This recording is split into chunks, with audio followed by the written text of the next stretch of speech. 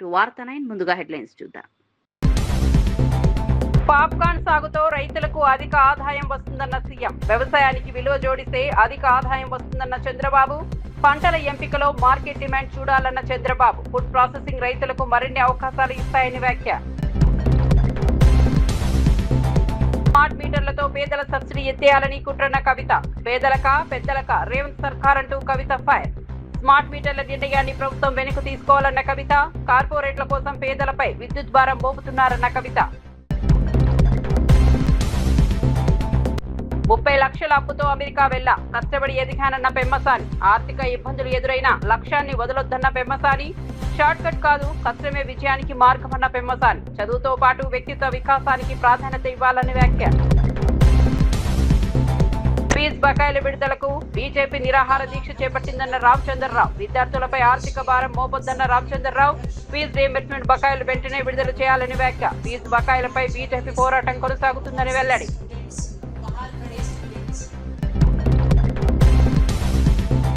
బీసీలకు అధికారం ఇచ్చిన నేత జగనన్న ధర్మాన ప్రసాదరావు. బీసీలకు జగన్ హయాంలోనే ఎక్కువ ప్రాధాన్యత దక్కిందన్న ధర్మాన.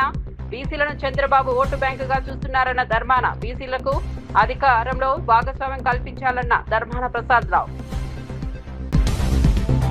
చంద్రబాబు ఏలూరు జిల్లా ముసునూరులో నాన్జీ ఎంఏ పాప్కార్న్ హైబ్రిడ్ విత్తనాల ఆవిష్కరణ కార్యక్రమంలో సీఎం చంద్రబాబు నాయుడు పాల్గొన్నారు. ఈ సందర్భంగా రైతులు సంప్రదాయ వ్యవసాయ పద్ధతులతో పాటు హార్టికల్చర్, ఫుడ్ ప్రాసెసింగ్ రంగాల వైపు కూడా దృష్టి పెట్టాలని పిలుపునిచ్చారు. వ్యవసాయ ఉత్పత్తులకు విలువ జోడిస్తే రైతులకు మరింత ఆదాయం లభించే అవకాశం ఉంటుందని సీఎం తెలిపారు. గత 11 ఏళ్లలో సుమారు 40,000 ఎకరాల్లో పాప్కార్న్ సాగును విస్తరించిన గార్మే సంస్థను ఆయన అభినందించారు. ఆసియాలోని అతిపెద్ద ప్రాసెసింగ్ కేంద్రాన్ని ఏర్పాటు చేయడం ద్వారా రైతులకు మార్కెట్ అవకాశాలు పెరిగాయని పేర్కొన్నారు. వ్యవసాయాన్ని ఆధునిక సాంకేతికతతో అనుసంధానం చేయాల్సిన అవసరం ఉందని చంద్రబాబు అన్నారు. రైతులు పంటల ఎంపికలో మార్కెట్ డిమాండ్ను కూడా పరిగణలోనికి తీసుకోవాలని సూచించారు. ఫుడ్ ప్రాసెసింగ్ పరిశ్రమల అభివృద్ధి ద్వారా గ్రామీణ ప్రాంతాల్లో ఉపాధి అవకాశాలు పెరుగుతాయని తెలిపారు. రైతులకు నాణ్యమైన విత్తనాలు, ఆధునిక సాగు పద్ధతులు అందుబాటులోకి తీసుకురావాలని ప్రభుత్వం కృషి చేస్తోందన్నారు. ఈ కంపెనీతో గాని ఎంఓయూ చేసుకుంటే ఇంకా తిరుగు ఉండదని మరొక్కసారి మీ అందరికీ విజ్ఞప్తి చేస్తున్నా. అది ఈ కంపెనీ యొక్క విశిష్టత. 11 ఏళ్లకు మునుపు మన దేశంలో అమ్ముడైన ప్రతి పాప్కార్న్ కోన్పై ఖర్చు చేసిన డబ్బులన్నీ 70% పైగా బ్రెజిల్, అర్జెంటీనాకి వెళ్ళాయి. ఈరోజు ఆ 70% మన రైతులకే చేరుతా ఉంది. ఇప్పటికే మీరు ఒకసారి చూస్తే దేశానికి 125 million American dollars foreign exchange కూడా ఆదా అయింది. 11 ఏళ్లలో పాప్కార్న్ మొక్కజొన్న ఉత్పత్తి వాటా 30% నుంచి 65% పెరిగింది. ఇదన్నీ చూసిన తర్వాత నాకు ఏమాత్రం వారు అన్నారు ఇప్పుడు మాట్లాడుతూ ఏషియా మార్కెట్ అంతా క్యాప్చర్ చేస్తామని. ఏషియా మార్కెట్ కాదు, ప్రపంచంలో అన్ని దేశాలకి ఇక్కడ తయారు చేసిన పాప్కార్న్ పంపించే బాధ్యత మీది. మీరు అనుకుంటే 11 ఏళ్ళు చేశారు, ఇంకొక 10-15 ఏళ్లలో గ్లోబల్ మార్కెట్ అన్ని కంట్రీస్ కూడా క్యాప్చర్ చేసే పరిస్థితి వచ్చింది. ఇప్పుడే ఉపరాష్ట్రపతి గారు అంటున్నారు, మంచి ఆలోచన, నేను కూడా మాట్లాడతాను రైల్వే మినిస్టర్తో. ఇక్కడ ఉత్పత్తి చేసిన పాప్కార్న్ని అదే సమయంలో అరకు కాఫీని ఎక్కడ రైల్వే స్టేషన్లు అన్నీ పెడితే ఆంధ్ర పాప్కార్న్, అరకు కాఫీ తాగే పరిస్థితి వస్తుందని చెప్పి కూడా నేను మీకు తెలియజేస్తున్నా. వికసిత్ భారత్ ఈరోజు మనందరం కూడా ఆలోచిస్తున్నాం. ఈరోజు మీరు ఇక్కడ చూస్తే అరకు కాఫీ కానీ, ఇక్కడ పాప్కార్న్ కానీ, కొండవీటి బొమ్మలు కూడా మీరు చూశారు, ఎద్దల బండి కూడా, ఇవన్నీ స్వదేశీ. ఇదే మన ప్రధానమంత్రి కోరుకునే విధానం. తప్పకుండా స్వదేశీ విధానంతో మనం అందరం కూడా స్వయం సమృద్ధి సాధించడమే కాదు, ప్రపంచానికి మనం ఉత్పత్తి చేసిన వస్తువుల్ని ఎగుమతి చేసే రోజు చాలా దగ్గరలో ఉందని చెప్పి కూడా నేను మీకు తెలియజేస్తున్నా. వ్యవసాయంలో అనేక మోడల్స్ రావాలి. ఈ విషయంలో నేను అందరినీ కోరుతున్నా. ఎందుకంటే మీరు ఒకసారి చూస్తే ఎన్డీఏ ప్రభుత్వం అటు కేంద్రంలో ఇటు రాష్ట్రంలో వ్యవసాయాన్ని ఒక జీవనోపాధిగానే చూడడం లేదు. వ్యవసాయాన్ని ఒక ఆర్థిక శక్తిగా, రైతుల్ని ఒక ఆంట్రప్రెన్యూర్గా చూడాలనేది మా విధానం. వ్యవసాయ ఉత్పత్తుల్ని ప్రాసెస్ చేసి విలువ జోడిస్తే ఏ విధంగా ఉంటుందో. ఫీజు రీయింబర్స్మెంట్ బకాయిల కోసం బీజేపీ చేపట్టిన నిరాహార దీక్షపై కాంగ్రెస్ తీవ్ర విమర్శలు చేసింది. విద్యార్థుల సమస్యలపై మాట్లాడే నైతిక హక్కు బీజేపీకి ఉందా అని ప్రభుత్వ విప్లో ఆది శ్రీనివాస్, మల్మూరి వెంకట్ ప్రశ్నించారు. నీట్ పేపర్ లీక్ వివాదం సమయంలో విద్యార్థులకు జరిగిన అన్యాయంపై బీజేపీ ఎక్కడ పోరాడిందని వారు నిలదీశారు. దేశ విద్యా వ్యవస్థలో నెలకొన్న సమస్యలకు బీజేపీ కూడా బాధ్యత వహించాలని కాంగ్రెస్ నేతలు ఆరోపించారు. తెలంగాణలో ఫీజు రీయింబర్స్మెంట్ బకాయిలపై ప్రభుత్వం చర్యలు తీసుకుంటోందని, ఈ అంశాన్ని రాజకీయ ప్రయోజనాల కోసం బీజేపీ ఉపయోగించుకుంటోందని విమర్శించారు. అదే సమయంలో సీఎం రేవంత్ రెడ్డి ప్రతిపాదించిన అమెరికా పర్యటనకు అనుమతి ఎందుకు రాలేదో తెలంగాణ బీజేపీ నాయకులు స్పష్టం చేయాలని కాంగ్రెస్ నేతలు డిమాండ్ చేశారు. విద్యార్థుల సమస్యలపై రాజకీయ విమర్శలకు బదులుగా పరిష్కారం కోసం కూడా కలిసి పనిచేయాలని సూచించారు. ఫీజు రీయింబర్స్మెంట్ విషయంలో ప్రభుత్వం విద్యార్థుల ప్రయోజనాలను దృష్టిలో పెట్టుకుని చర్యలు తీసుకుంటోందని తెలిపారు. మీరు ఈ విధంగా అనేక మార్పులు విద్యా విధులు తీసుకొస్తున్నటువంటి రేవంత్ రెడ్డి గారి ఆలోచనకు అనుగుణంగా ముందుకు పోయే క్రమంలో మోకాళ్ళు అడ్డుతున్నది కేంద్ర బీజేపీ ప్రభుత్వం. అమెరికా టూర్ అడ్డుకున్నది బీజేపీ ప్రభుత్వం. దానికి ముందుగా క్షమాపణ చెప్పి ప్రభుత్వం పట్ల మీరు విమర్శ చేస్తే చూస్తూ ఊరుకో. రామచంద్రరావు తెలంగాణలో పెండింగ్ లో ఉన్న విద్యార్థుల ఫీజు రీయింబర్స్మెంట్ బకాయిలను వెంటనే విడుదల చేయాలని డిమాండ్ చేస్తూ బీజేపీ చేపట్టిన నిరాహార దీక్షలో పార్టీ రాష్ట్ర అధ్యక్షుడు రామచంద్రరావు పాల్గొన్నారు. ఫీజుల బకాయి బీజేపీ లడాయి పేరుతో చేపట్టిన ఈ కార్యక్రమంలో పార్టీ నాయకులు, కార్యకర్తలు పాల్గొంటున్నారు. విద్యార్థుల ఫీజు రీయింబర్స్మెంట్ నిధులు విడుదల కాకపోవడంతో ఉన్నత విద్యను కొనసాగిస్తున్న విద్యార్థులు ఇబ్బందులు ఎదుర్కొంటున్నారని బీజేపీ నేతలు తెలిపారు. కళాశాలలకు బకాయిలు చెల్లించకపోవడంతో విద్యార్థులపై అదనపు భారం ఆర్థిక పడుతోందని ఆరోపించారు. ప్రభుత్వం వెంటనే పెండింగ్ నిధులను విడుదల చేసి విద్యార్థులకు న్యాయం చేయాలని రామచంద్రరావు డిమాండ్ చేశారు. విద్యార్థుల భవిష్యత్తును దృష్టిలో ఉంచుకుని ప్రభుత్వం స్పష్టమైన కార్యాచరణ ప్రకటించాలని కోరారు. ఫీజు రీయింబర్స్మెంట్ పథకం ద్వారా పేద, మధ్యతరగతి కుటుంబాల విద్యార్థులకు ఉన్నత విద్య అందుబాటులోకి వస్తుందని చెప్పారు.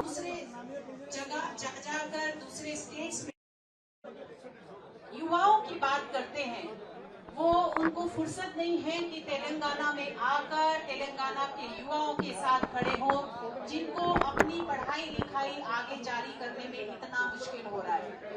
केसीआर की जब सरकार थी यहाँ पर तो उसको बदलाव करके यहाँ के लोगों ने सोचा कि शायद कांग्रेस कुछ कर पाए बदलाव, लेकिन उस समय जो 6,000 करोड़ उन्होंने जो स्टूडेंट्स के पैसे देने के लिए फीस का रियम्बर्समेंट करना था, आज वो 12,000 करोड़ बन गया है। पूना में कल बड़ी बड़ी बातें कर रहे थे एक 58 ईयर ओल्ड युवा कांग्रेस के, और कह रहे थे कि अगर युवाओं को कोई रोजगार दे सकता है तो कांग्रेस दे सकती है, युवाओं की पढ़ाई की बात कर सकती है तो कांग्रेस। तो यहाँ तो कांग्रेस की सरकार है, फिर युवाओं को इतना लड़ना क्यों पड़ रहा है? क्यों भारतीय जनता पार्टी के अध्यक्ष को अनशन पर जाना पड़ रहा है, वो भी अपने ऑफिस में, क्योंकि बाहर अलाउ नहीं किया गया कि क्योंकि हजारों लाखों स्टूडेंट्स हमारे इस कार्यक्रम में शामिल होने के लिए खड़े थे। सरकार को डर है, रेवंत रेड्डी को डर है कि अगर बाहर जाने दिया जाए, अलाउ करने दिया जाए तो शायद उनकी सरकार का तख्ता पलट आज और कल में ही हो जाए। लोग इतने दुखी हैं रेवंत रेड्डी से, वो बाहर की सरकार जाके बाहर की देशों में घूम रहे हैं और घूमना चाहते थे, जो सरकार ने अलाउ नहीं किया। वो आज अपनी देश की, अपने राज्य की जनता को जवाब नहीं बनती है उनकी, और जवाब दे नहीं पा रहे कि क्यों आज युवा बेरोजगार बढ़ते जा रहे हैं, क्यों पहले से ज्यादा దీని వెనక భారతీయ జనతా పార్టీ నాయకులందరూ కూడా ఉన్నారు, గుర్తుపెట్టుకోవాలి. మిత్రులారా, ఈరోజు ఒక ఫీజు రీయింబర్స్మెంటే కాదు, పాలిటెక్నిక్ కళాశాలలో ఈరోజు విద్యార్థులు అక్కడ సమ్మె చేస్తా ఉన్నారు. యంగ్ ఇండియా అనే పేరు మీద పెట్టి విద్యా సంస్థని పాలిటెక్నిక్ దాంట్లో కలుపుతా అంటున్నారు. విద్యార్థులు దాన్ని వ్యతిరేకిస్తా ఉన్నారు. పాలిటెక్నిక్ విద్యార్థులందరూ లాఠీ చార్జ్ చేస్తుంది ఈ ప్రభుత్వం. లాఠీ చార్జే కాదు, వాళ్ళని ఈరోజు అతి ఒక దుర్చిగా ప్రవర్తిస్తున్నటువంటి పోలీసుల వ్యవస్థను మనం చూస్తున్నాం. ఈరోజు మొన్ననే నేను ఆయుష్ యూనివర్సిటీ వెళ్ళాను. అక్కడ యునాని, ఎంబీ, ఆయుర్వేదిక్, అదే విధంగా హోమియోపతి విద్యార్థులు అక్కడ విద్యార్థులు సైబర్ల కోసం కొట్లాడుతూ ఉన్నారు. ఈ రాష్ట్రంలో ఎక్కడ చూసినా, ఏ విద్యా వ్యవస్థ చూసినా ఈ విద్యార్థులు సమ్మెలో ఉన్నారు, ఆందోళన చేస్తా ఉన్నారు. నిజంగా ఈరోజు విద్యార్థులు మొత్తం రాష్ట్రంలో ఆలోచించాల్సిన అవసరం ఉన్నది. ఏ రాహుల్ గాంధీ అయితే ఇక్కడికి వచ్చి వీళ్ళు యువ డిక్లరేషన్ చెప్పి, జాబ్ క్యాలెండర్ అని చెప్పి అనౌన్స్ చేశారో, ఆ రాహుల్ గాంధీ దేశమంతా తిరుగుతూ ఉన్నారు. ఇప్పుడు దేశమంతా తిరిగి ఎక్కడైతే బీజేపీ రాష్ట్ర పరిపాలన రాష్ట్రాలు ఉన్నాయో అక్కడ విద్యార్థులు రెచ్చగొడతా ఉన్నాడు. కానీ నువ్వు రాహుల్ గాంధీని అడుగుతా ఉన్నాను, నీకు దమ్ముంటే తెలంగాణకు రా, తెలంగాణ విద్యార్థులకు ఫీజు రీయింబర్స్మెంట్ చెప్పేసి నీ యొక్క ప్రభుత్వము, నీ యొక్క కాంగ్రెస్ ప్రభుత్వము నీకు మాత్రం సమయానికి ముడుపులు ముడతా ఇక్కడి నుంచి, కానీ విద్యార్థులకు సమయానికి స్కాలర్షిప్ రావు. ఎందుకు రాదని చెప్పి అడుగుతా ఉన్నాను. ఈరోజు విద్యార్థులను రెచ్చగొట్టి మోదీ గారిని బద్నాం చేసే ప్రయత్నం చేస్తా ఉన్నారు. ఒక్కసారి గుర్తుపెట్టుకోవాలి, రాహుల్ గాంధీ మీ యొక్క ప్రభుత్వంలో మన్మోహన్ సింగ్ గారి 10 సంవత్సరాల పరిపాలించేటువంటి సమయంలో, మీ తల్లి గారు వారిని నడిపించిన సమయంలో ఈ యొక్క దేశంలో వేలాది కోట్లాది రూపాయల కుంభకోణం జరిగింది. కానీ నరేంద్ర మోదీ గారు వచ్చిన తర్వాత ఒక్క రూపాయి కుంభకోణం జరగలేదనే విషయాన్ని గుర్తు. ఆ రోజు మీ ప్రభుత్వం 60 సంవత్సరాలు పరిపాలిస్తే ఈ దేశంలో కేవలం 6 ఐఐటీలు మాత్రమే ఉన్నాయి. ఇప్పుడు 20 ఐఐటీలు వచ్చినాయి, 20 ఎన్ఐటీలు వచ్చినాయి, 20 ఐఎంలు వచ్చినాయి, 20 ఎయిమ్స్ వచ్చినాయి. ఈ దేశంలో మీ ఎప్పుడు ఎందుకు రాలేదని చెప్పేసి కాంగ్రెస్ పార్టీ నేను ప్రస్తావిస్తాను, అడుగుతా ఉన్నాను, ప్రశ్నిస్తా ఉన్నాను. అందుకే మిత్రులు ఆలోచించారు. నరేంద్ర మోదీ గారు వచ్చిన తర్వాత దేశంలో పిల్లలకు చదువుకునే అవకాశాలు దొరికినాయి. నరేంద్ర మోదీ గారు వచ్చిన తర్వాత విశ్వవిద్యాలయాలు అనేక రకాలైనటువంటి ప్రగతి చెందుతా ఉన్నారు. నరేంద్ర మోదీ గారు వచ్చిన తర్వాత యువతకు ఒక ఉద్యోగ అవకాశాలు వచ్చినాయి. పెంబసాని ఉన్నత చదువుల కోసం అమెరికా వెళ్లిన సమయంలో తమ కుటుంబానికి సుమారు 30 లక్షల అప్పు ఉండేదని కేంద్ర మంత్రి పెంబసాని చంద్రశేఖర్ తెలిపారు. ఎన్నో కష్టాలు ఎదుర్కొని ప్రస్తుత స్థాయికి చేరుకున్నారని ఆయన విద్యార్థులతో పంచుకున్నారు. జీవితంలో ఆర్థిక ఇబ్బందులు ఎదురైనా లక్ష్యాన్ని వదులుకోకూడదని సూచించారు. డిగ్రీ విద్యార్థులకు అవకాశాలను అందించగలదని, కానీ వ్యక్తిత్వమే జీవితంలో ఉన్నత స్థాయికి తీసుకెళ్తుందని పెమ్మసాని అన్నారు. విజయాన్ని సాధించేందుకు షార్ట్ కట్ మార్గాలను వెతకకూడదని సూచించారు. కష్టపడి పనిచేయడం, క్రమశిక్షణ, పట్టుదలతో ముందుకు సాగితే లక్ష్యాలను సాధించవచ్చని తెలిపారు. విద్యార్థులు చదువుతో పాటు వ్యక్తిత్వ వికాసానికి కూడా ప్రాధాన్యత ఇవ్వాలని కోరారు. And this is the mindset one should have today, because the world is rapidly changing. Change is not a wall. It is a wave, like the one that you are sitting and watching over the beach. If you know how to ride the tide, you will go to places where you have never imagined. But if you consider these challenges as a wall, then it will obviously be overwhelming. And whatever I tell you is based on my real life experience. As they have said, I built an iconic company. There are 1,000 PhDs, professors from Harvard to everywhere work with me. To hire those 1,000 people, I probably interviewed 10,000 people. And whatever I tell you, and I fired many people, and I rewarded many people. And these are standardized principles that work for everybody.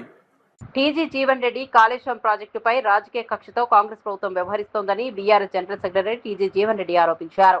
Kaleshwaram ప్రాజెక్టుపై CWRSPS ఇచ్చిన నివేదిక కాంగ్రెస్ ప్రభుత్వానికి చెంపపెట్టు లాంటిదని ఆయన వ్యాఖ్యానించారు.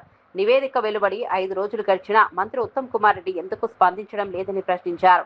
ఇప్పటికైనా ప్రభుత్వం రాజకీయ భేషజాలకు పోకుండా ప్రాజెక్టులోని బ్యారేజీలను వినియోగించుకోవాలని డిమాండ్ చేశారు. అందుబాటులో ఉన్న నీటిని ఉపయోగించుకుని పంపులను ఆన్ చేసి రిజర్వాయర్లను నింపాలని కోరారు. కాళేశ్వరం ప్రాజెక్టు ద్వారా రైతులకు సాగునీరు అందించేందుకు ప్రభుత్వం చర్యలు తీసుకోవాలని అన్నారు. ప్రాజెక్టుపై రాజకీయ ఆరోపణలకు బదులుగా నిపుణుల నివేదికలను పరిగణలోనికి తీసుకుని నిర్ణయాలు తీసుకోవాలని సూచించారు. కేంద్ర జల విద్యుత్ పరిశోధన సంస్థ రిపోర్ట్ రావటం ఒక విధంగా రేవంత్ రెడ్డి ప్రభుత్వానికి చెంపపెట్టు అని చెప్పంటున్నా. రేవంత్ రెడ్డి ప్రభుత్వానికి చెంపపెట్టు అని చెప్పంటున్నా. రిపోర్ట్ వచ్చి 4 రోజులు గడుస్తుందే. ఉత్తమ్ రెడ్డి నోరు పడిపోయింది. ఉత్తమ్ రెడ్డి సరే, రేవంత్ రెడ్డి విదేశాల్లో ఎక్కడుండో ఏందో తెలియదు, ఇవాళ వచ్చినట్టున్నాడు. దానికి సంబంధించి శాఖ మంత్రి ఉత్తమ్ రెడ్డి గారు ఏదైతుందో రిపోర్ట్ వచ్చిన తర్వాత ఇమీడియట్ స్పందించాలి కదా. సరే, ఆల్రెడీ వి థాట్ దట్ మేము అన్నారు సింధిల వినియోగానికి మరి అవసరం ఉంటుందో లేదో వినియోగించో లేదో అని చెప్పని మేము నిర్ణయం తీసుకోలేకపోయినాం. రిపోర్ట్ ఏదైతుందో అన్నారు సింధిల్లా కెన్ బి యూజ్డ్ అని చెప్పని రిపోర్ట్ వచ్చింది. మేము తక్షణమే కన్నపల్లి పంపోజ్ ఏదైతుందో మేము ఆన్ చేసి నీటిని ఎత్తిపోస్తామని చెప్పనైతే మాట్లాడాలి కదా. దాదాపు 50,000 క్యూసెక్ పై ఫ్లో పోతుంది ఇప్పటికీ. About 54,000 cusec something flow is a going.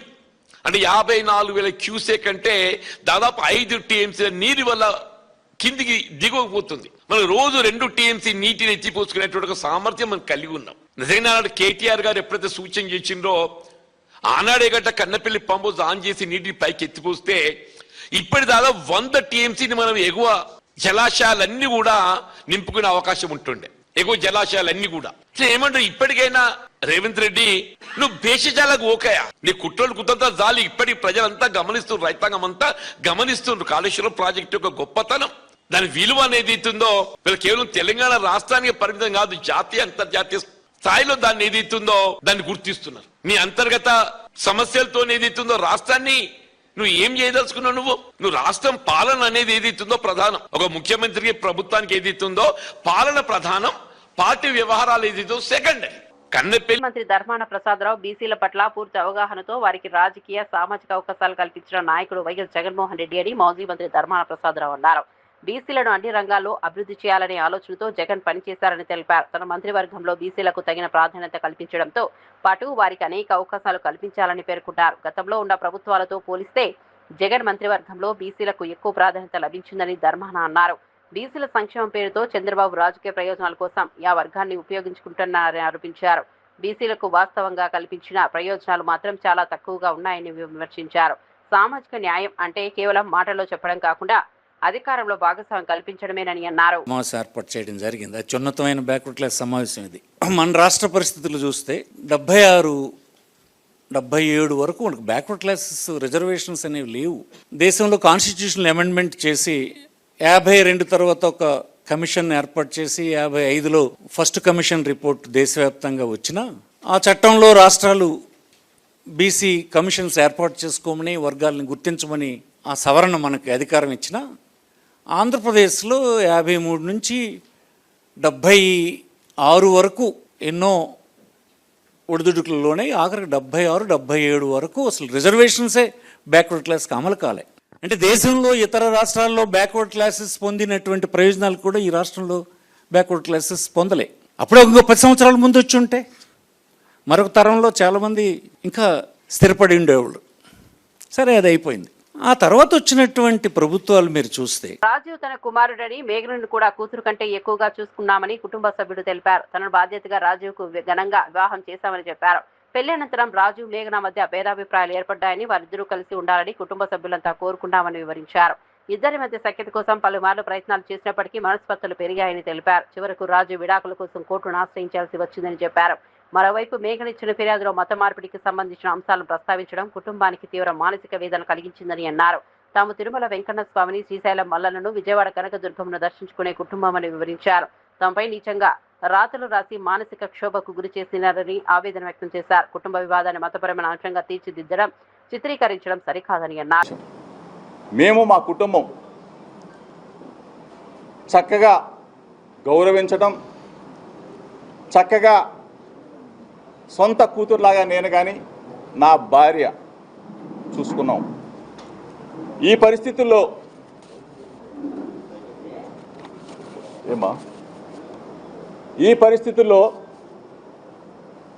వాళ్ళ మధ్యన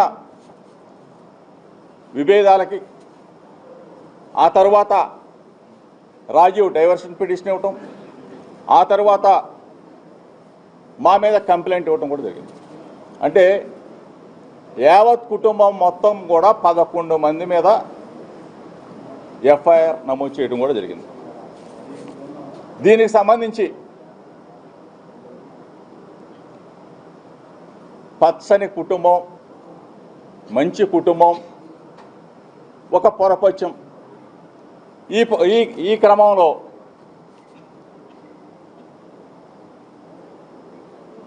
కొంతమంది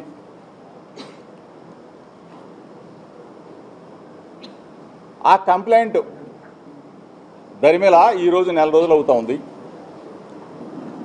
యాంటిసిపేట్ బెయిల్ తీసుకున్నాం. కొన్ని కోర్టు పరిధి దాటి మాట్లాడటం భావ్యం కాదు. కాబట్టి దయచేసి మీడియా మిత్రులకు చెప్తా ఉన్నా, నెల రోజులుగా వ్యక్తిగత జీవితాలు, కుటుంబ జీవితాలు, కుటుంబంలో వచ్చిన మనస్పర్ధలు,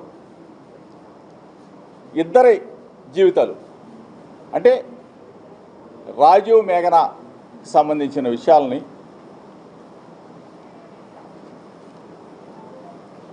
ఎంత అడ్డగోలుగా మనసుని క్షోభ కలిగించే విధంగా, మానసికంగా చంపేసే విధంగా కొన్ని, అందరినీ అంటలా దయచేసి, కొన్ని మీడియా ఛానల్స్, కొన్ని పనిగట్టుకొని యూట్యూబ్ ఛానల్స్ నెల రోజుల పాటు మా కుటుంబం మీద విజయసాయి హిందూ మతాన్ని కించపరిచే చర్యలను అడ్డుకుంటారని మాజీ ఎంపీ విజయసాయిరెడ్డి స్పష్టం చేశారు. హిందువులను బలవంతంగా ఇతర మతాల్లోకి మార్చే ప్రయత్నాలను ఎట్టి పరిస్థితుల్లోనూ సహించబోమని అన్నారు. హిందూ సంప్రదాయాలకు భంగం కలిగించే చర్యలపై కూడా తాను స్పందిస్తానని తెలిపారు. కేంద్రంలో బీజేపీ, ఆర్ఎస్ఎస్ బలవంతపు మత మార్పిడులకు వ్యతిరేకంగా పోరాడుతున్నామని చెబుతున్నప్పటికీ రాష్ట్రంలోని ఎన్డీఏ కూటమి నాయకత్వం ఈ అంశంపై ఎందుకు స్పందించడం లేదని ప్రశ్నించారు. పదవులు కాపాడుకోవడం కోసమే మౌనంగా ఉంటున్నారా అని నిలదీశారు. రాష్ట్రంలో ఎక్కడ అన్యాయం జరిగినా తాను ప్రశ్నిస్తానని విజయసాయిరెడ్డి అన్నారు. తాను 2014 నుంచి 2024 వరకు ముఖ్యమంత్రి పదవిలో లేనని గుర్తు చేశారు. అధికారంలోకి వస్తే రౌడీజం, అత్యాచారాలు, సంఘ వ్యతిరేక కార్యకలాపాలను కఠినంగా అణిచివేస్తామని చెప్పారు. ఆర్ఎస్ఎస్ కానీ లేకుండా ఉంటే మిగతా బీజేపీ కానీ గట్టి చర్యలు తీసుకుంటా ఉంటే ఇటువంటి ఇన్సిడెంట్స్ పునరావృతం కాకుండా బీజేపీ కేంద్ర నాయకత్వం, సంఘ పరివార్ కేంద్ర నాయకత్వం అహర్నిశాలు పనిచేస్తా ఉంటే రాష్ట్ర బీజేపీ యూనిట్ నిద్రపోతా ఉంది. ఎందుకు నిద్రపోతా ఉంది? మీ పదవులు కాపాడుకోవాల్సిన కోసం నిద్రపోతున్నారా? లేకుంటే వేరే ఇంకేదైనా ఎక్స్ట్రేనియస్ కన్సిడరేషన్స్ మీరు చంద్రబాబు నుంచి పొందుతున్నారా? ఎందుకు బీజేపీ రాష్ట్ర నాయకత్వం అంటే స్టేట్ లీడర్షిప్ దీన్ని స్పెక్టేటర్ గా చూస్తా ఉంది? దీనిలో మీ ఇంట్రెస్ట్ ఏంటి అన్నటువంటి విషయాన్ని నేను బీజేపీ స్టేట్ లీడర్షిప్ ని క్వశ్చన్ చేస్తా ఉన్నాను. ఇక రాష్ట్రంలో చివరిగా నేను ఒక్కటే చెప్పదలుచుకున్నా,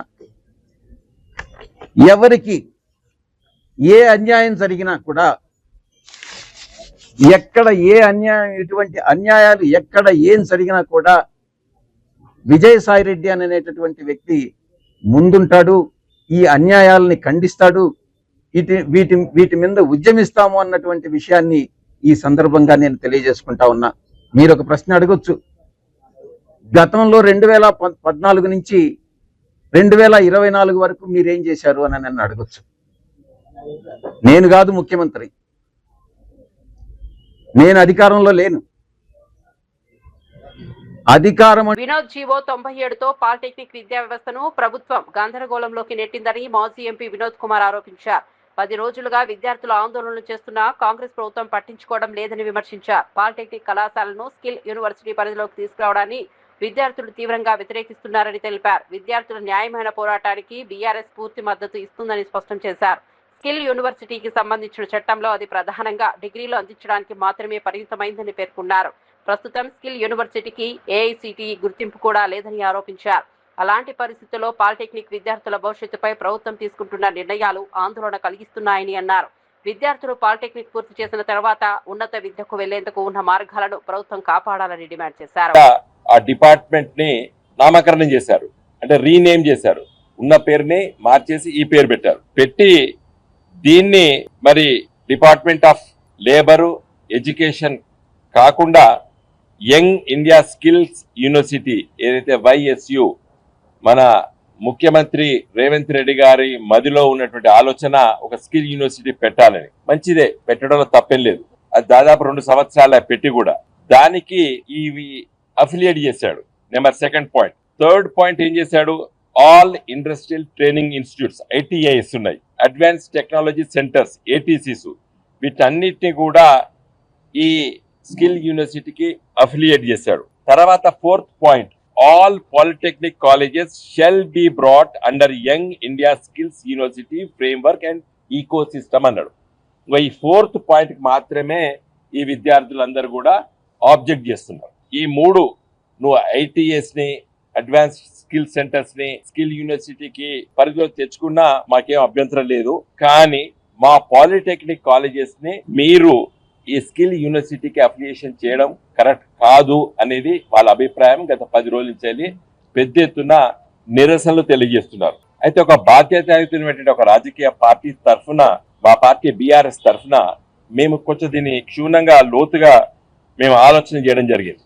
ఈ జీవో మొత్తంలో మళ్ళీ ఏం చెప్తాడు, young India skills university act 2024ను, తెలంగాణ ఎడ్యుకేషన్ యాక్ట్ 1982, ఈ రెండింటిని కూడా ఏమైనా అమెండ్మెంట్ చేయాలన్నా లేదా కొత్త చట్టాలు తీసుకురావాలన్నా మీరు ఆలోచన చేయమని చెప్పి చీఫ్ సెక్రటరీ గారు ఇచ్చినటువంటి జీవో ఇది. స్కిల్ యూనివర్సిటీ అంటే ఏంది అనేది మళ్ళీ లోతుగా నేను పరిశీలించడం జరిగింది. గెజిట్ పబ్లికేషన్ ఎప్పుడు వచ్చింది? ఇది ఆగస్ట్ 14, అంటే ఖచ్చితంగా 2 సంవత్సరాల క్రితం, 2024 ఆగస్ట్ 14 నాడు 2 సంవత్సరాల క్రితము స్కిల్ యూనివర్సిటీ మన రాష్ట్ర శాసనసభ చట్టం ద్వారా ఏర్పడ్డది. ఈ స్కిల్ యూనివర్సిటీ మొత్తం గెజిట్ మొత్తం ఈ జీవోస్ అన్ని ఈ చట్టంలో ఉన్నటువంటి అవన్నీ కూడా చూడడం జరిగింది. అయితే ఈ స్కిల్ యూనివర్సిటీ చట్టం బానే ఉంది, కానీ ఈ యూనివర్సిటీకి కేంద్ర ప్రభుత్వం యూజీసీ తెలంగాణలో గృహ విద్యుత్ కనెక్షన్లను స్మార్ట్ మీటర్లు ఏర్పాటు చేయాలన్న ప్రభుత్వ నిర్ణయాన్ని తెలంగాణ రక్షణ సేన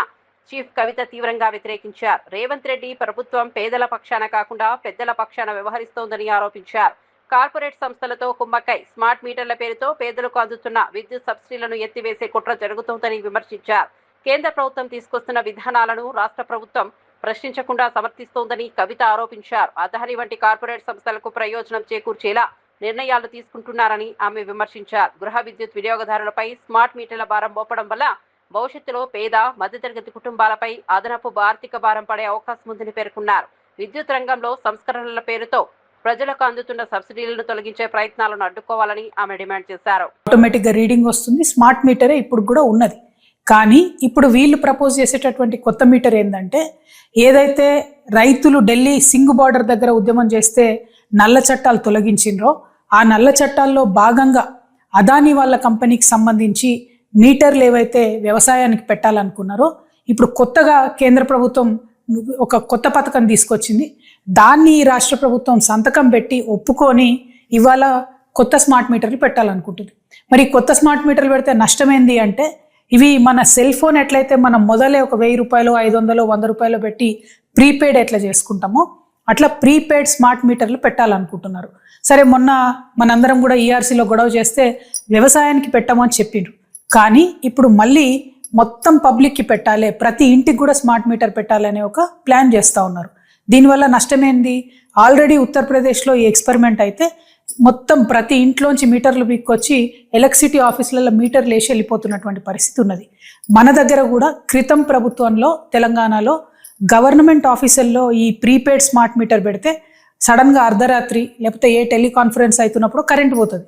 ఎందుకంటే 100 రూపాయలకు మీరు ఛార్జ్ చేస్తే 100 రూపాయల యూనిట్స్ కాగానే ఆ కరెంట్ ఆగిపోవడం అనేది జరుగుతుంది. సో పాప్కార్న్ సాగుతో రైతులకు అధిక ఆదాయం వస్తుందన్న సీఎం. వ్యవసాయానికి విలువ జోడిస్తే అధిక ఆదాయం వస్తుందన్న చంద్రబాబు. పంటల ఎంపికలో మార్కెట్ డిమాండ్ చూడాలన్న చంద్రబాబు. ఫుడ్ ప్రాసెసింగ్ రైతులకు మరిన్ని అవకాశాలు ఇస్తాయని వ్యాఖ్య. స్మార్ట్ మీటర్లతో పేదల సబ్సిడీ ఎత్తేయాలని కుట్రన్న కవిత. పేదలక పెద్దలక రేవంత్ సర్కార్ అంటూ కవిత ఫైర్. స్మార్ట్ మీటర్ల నిర్ణయాన్ని ప్రభుత్వం వెనుక తీసుకోవాలన్న కవిత. కార్పొరేట్ల కోసం పేదలపై విద్యుత్ భారం మోపుతున్నారన్న కవిత. 30 లక్షల అప్పుతో అమెరికా వెళ్లా కష్టపడి ఎదిగానన్న పెమ్మసాని. ఆర్థిక ఇబ్బందులు ఎదురైనా లక్ష్యాన్ని వదలొద్దన్న పెమ్మసాని. షార్ట్ కట్ కాదు, కష్టమే విజయానికి మార్గమన్న పెమ్మసాని. చదువుతో పాటు వ్యక్తిత్వ వికాసానికి ప్రాధాన్యత ఇవ్వాలని వ్యాఖ్య. ఫీజు బకాయిల విడుదలకు బీజేపీ నిరాహార దీక్ష చేపట్టిందన్న రామచంద్రరావు. విద్యార్థులపై ఆర్థిక భారం మోపొద్దన్న రామచంద్రరావు. ఫీజు రీయింబర్స్మెంట్ బకాయిలు వెంటనే విడుదల చేయాలని వ్యాఖ్య. ఫీజు బకాయిలపై బీజేపీ పోరాటం కొనసాగుతుందని వెల్లడి.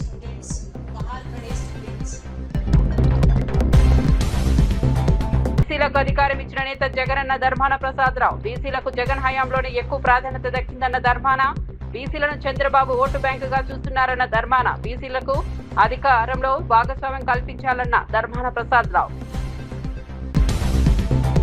మరిన్ని అప్డేట్స్ కోసం చూస్తూనే ఉండండి